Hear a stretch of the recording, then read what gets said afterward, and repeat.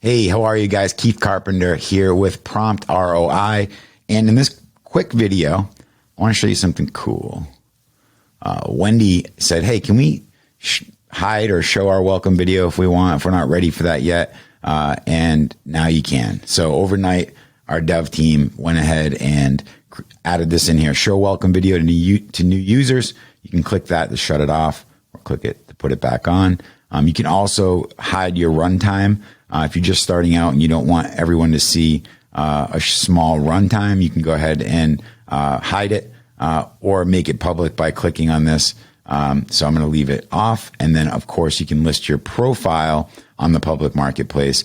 You can list your prompts on the public marketplace without listing your profile on there. But if you want to put your profile on there, you can just click on that and it will put you on there. So lots of exciting features coming, and there's a whole private user section inside here. I'm not going to go in there right now just because I'll have to hide people's information.